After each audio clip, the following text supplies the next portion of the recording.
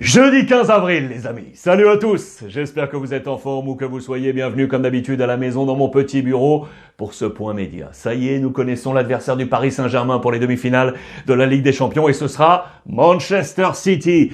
Pep Guardiola qui réussit enfin ce grand défi. Regardez cette joie très symbolique après l'échec face à Monaco, Liverpool, Tottenham et l'Olympique Lyonnais la saison passée. Ça y est, les Citizens sont en demi-finale de la Ligue des Champions. Ils réussissent ce qu'il avait réussi à faire avec le Barça et le Bayern Munich. Les Bleus à l'horizon pour Kylian Mbappé. On ouvre ses pages intérieures et maintenant City pour le Paris Saint-Germain. Ce que je vais vous proposer, c'est de porter un regard notamment sur les notes pour comprendre la subjectivité finalement de tous ces points avec nos différents confrères. Voici tout d'abord les notes de l'équipe. Ici en France, on va s'attarder principalement logiquement sur City, l'adversaire de Paris. Vous voyez que De Bruyne, le capitaine, a un 7 sur 10. Très bonne note en France. 7 sur 10, très bonne note.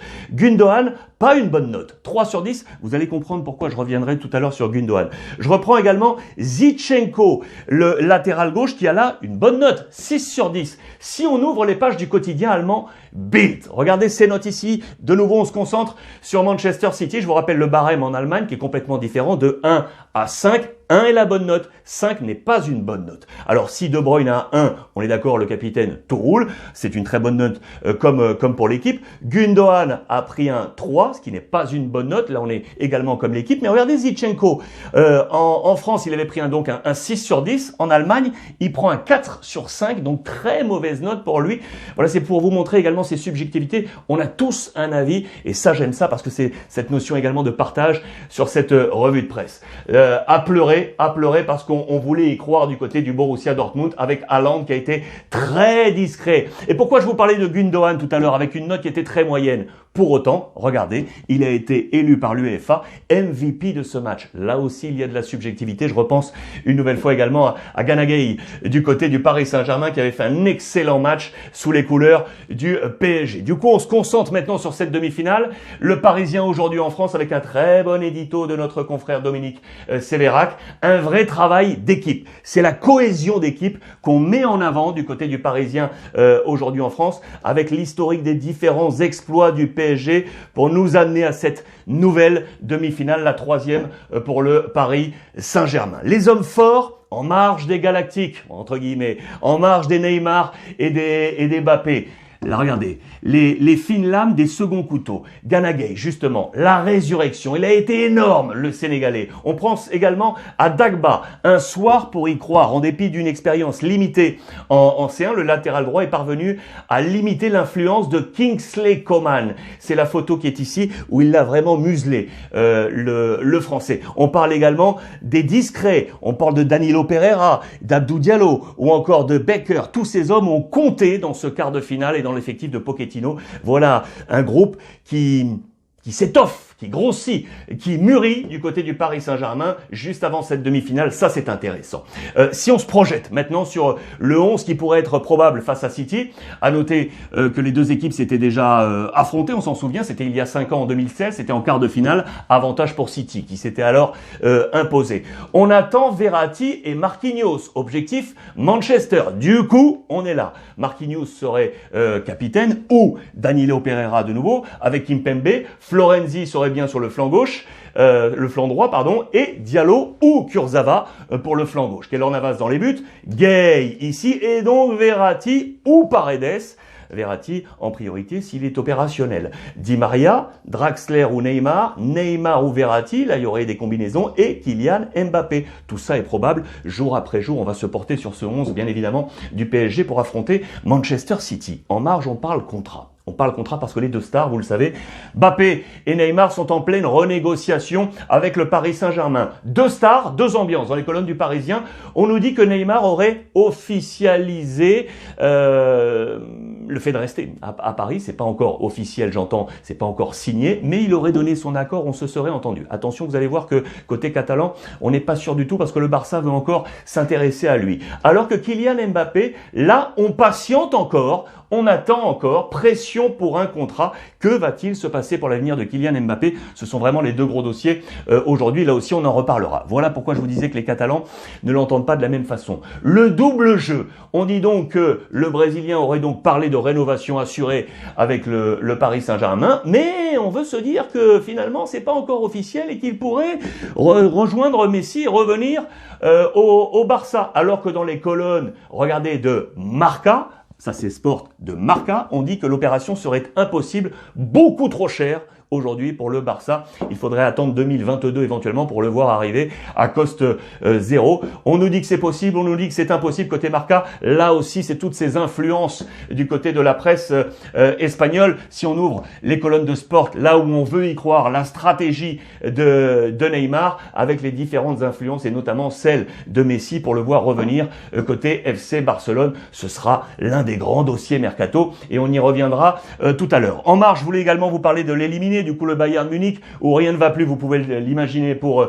Flick, le coach. Dans les colonnes de l'équipe, Flick prépare son départ, il n'en peut plus des tensions internes et notamment avec Salihamidzic, le directeur sportif. Nos copains de Bild se demandent quand va-t-il parler, quand va-t-il nous dire ce qui se passe en interne. Pour l'instant, il est muet, cette photo notamment comme un symbole avec ce masque, la bouche est fermée, on ne peut pas l'entendre, on attend cette sortie éventuelle. Regardez comment les Anglais ont vu la qualification de Manchester City et en plus l'élimination du coup de Liverpool. On va aller vers le match du Real Madrid. L'agonie de Liverpool et l'extase de Manchester City avec un super Foden, de nouveau 20 piges, et qui permet à City de se qualifier pour cette Ligue des Champions. On est là pour les Citizens et donc on bascule sur l'élimination de Liverpool. Regardez toujours ces jeux de mots du côté de l'Angleterre.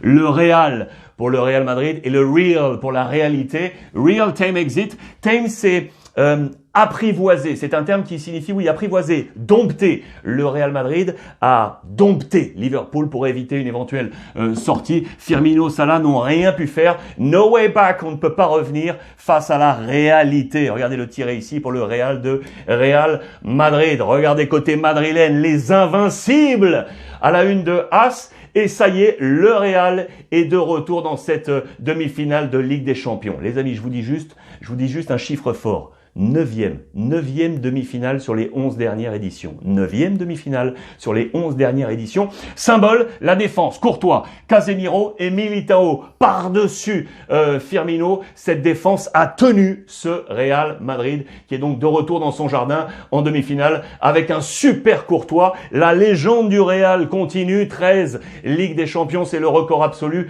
Et avec un super Zizou qui a travaillé une nouvelle fois sur l'échiquier de ce match. On va y revenir. Ils sont à 11 matchs du doublé.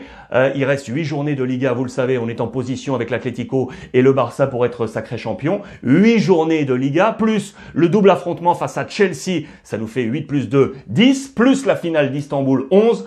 11 matchs à 11 matchs du doublé pour le Real Madrid. L'échiquier Zizou dont je vous parlais. La surprise, elle est où? Elle est ici. Federico Valverde, vous le savez, défense centrale, sans Varane, sans Ramos. C'est un super Nacho qui a joué, un super Militao. Et à droite, il manquait du monde. Carvajal était absent, plus Lucas qui double, lui aussi absent. Il fallait trouver une solution. La solution, on a fait descendre Valverde. Ça s'est pas super bien passé. Heureusement, il a été protégé par ces deux hommes et par un super Casemiro. Ça n'a pas été facile pour l'ami Valverde. Regardez les notes ici. Valverde, il est là. Le maximum, c'est 3 étoiles. Il a pris 1, soit quasiment la plus mauvaise note. Et heureusement, regardez, Militao, Nacho, les deux centraux, 3 sur 3, plus Casemiro qui est venu largement aider sur ce flanc pour accompagner la performance de Valverde. Le super Courtois dans les buts qui a pris lui aussi un 3. Valverde qui a été épaulé, entre guillemets, par sa compagne. Regardez, qui a fait un petit post sur les réseaux sociaux ici. Sa compagne, c'est Mina Bomino, voilà que je cherchais. Elle est ici, je vous ai grossi le post. Elle a posté ça sur Instagram, c'est la conversation avec Valverde. Elle a fait une capture d'écran. Là, c'est la cheville que vous voyez, le pied que vous voyez de Valverde qui a joué ce match infiltré. Il était largement touché et sa compagne dit, regardez, l'héroïque Valverde. Tu as joué, tu as souffert, tu t'es battu comme un beau diable alors que ta cheville avait l'impression d'être comme une chaussure à elle toute seule, tellement elle était enflée. Ça n'a pas été simple, il a été vraiment héroïque, l'ami Valverde. J'adore ce genre de petits posts que l'on peut retrouver sur les réseaux sociaux. Et donc c'est la Casemiro qui a été élu MVP. Là, je pense que ça se justifie pleinement de la part du Brésilien dans ce match de Ligue des Champions. On passe à la partie mercato. J'ai plein de choses à vous raconter. Au Barça, regardez, à la une de Mundo Deportivo, on cherche un central gauche. Umtiti vers la voie de sortie. Le français Eric Garcia arrive du côté de Barça en provenance de Manchester City. En complément d'Eric Garcia, 3 hommes visés. Lisandro Martinez de l'Ajax, Aïssa Mandi du Betis ou encore Marco Senesi de Feyenoord. Affaire à suivre. Mercato défense centrale pour le FC Barcelone. Mercato toujours, mais cette fois on file en Italie. Et là, il y a un homme au milieu du mercato, c'est lui, Mino Raiola. Lui qui a dans son team Paul Pogba, Moïse Kean ou encore Donnarumma, le gardien de l'AC Milan, car on est en opération porte ouverte, les amis, avec un club qui le veut. C'est la Juventus de Turin. Mino Raiola, durant ces dernières 24 heures, était à Turin. Il était à Turin. Que s'est-il passé? Est-il allé faire du shopping en tourisme? D'après moi, c'est pas le cas. Regardez, Gigio Donnarumma est visé par la Juventus de Turin, avec, attention, la possibilité de le voir arriver gratuitement. Gratuitement, les amis. Pourquoi? Regardez ici, je vous ai zoomé ce tableau. Je vais vous le montrer. Voilà, ce tableau, il est là. Ce sont les émoluments de Donnarumma depuis qu'il est au club. On va dans ce sens-là. Au départ, on était à moins de 1 million. En 2015, 0,09. 0,09. 2016, on passe à 0,16. Le boom, il se fait à l'été 2017 où il passe à 6 millions d'euros. C'est ce qu'il a actuellement. Que se passe-t-il? Le Milan lui offre 8 millions d'euros. Lui, avec son agent, Mino Raiola, ils veulent 12 millions d'euros. Il y a un écart. La Juve entre dans la danse et la Juve peut attendre un petit peu pour l'avoir gratuit. Parce que regardez l'évolution de sa valeur marchande. En 2016, on était à 20 millions d'euros. Ici, le boom, quand il signe là en 2017, valeur marchande entre 60 et 70 millions d'euros. Et puis, on a stabilisé à 40 millions d'euros avant de voir cette valeur, logiquement depuis janvier 2021, puisqu'il peut signer libre à 0. Voilà ce que veut la Juventus de Turin. Et donc, Mino Raiola est au milieu de tout ça. On va se régaler sur ce mercato. Ce soir, les amis, jeudi, c'est la Ligue Europa et c'est la dernière chance italienne. Il n'y a plus d'Italiens sur le tableau. Il n'y a plus que l'AS Roma qui, pour l'histoire, veut qualifier une équipe italienne dans ce tableau. Je vous le rappelle avec les copains de NetBet une nouvelle fois. Voici le tableau. Grenade-Manchester United avec le ballottage favorable aux Anglais 2-0 au match aller. Les Croates du Dynamo Zagreb face à Villarreal qui s'était imposé 1-0. Et Arsenal, un but partout face aux Tchèques du Slavia Prague. On est là entre l'Ajax et l'AS Roma, Rome qui s'était imposé 2-1 au match aller. Je vous rappelle que vous pouvez toujours parier avec les copains de NetBet sur n'importe quelle compétition, n'importe quel sport. Si on reste sur le foot, n'oubliez pas également que vous avez la possibilité, si vous n'avez encore jamais parié, c'est votre premier pari, vous venez sur NetBet, je vous propose les amis, 160 euros. 160 euros juste pour vous. Comme ça, avec le code promo, vous entrez sur les différentes surfaces, je vous mettrai le lien comme d'habitude, vous mettez le code promo Ruiz Club, pam, 160 euros. Je vous rappelle que c'est interdit aux mineurs. Interdit aux mineurs tout ça. Les amis, on garde cette précaution. Les demi-finales de la Ligue des Champions sont donc connues. On va terminer sur ce très beau tableau.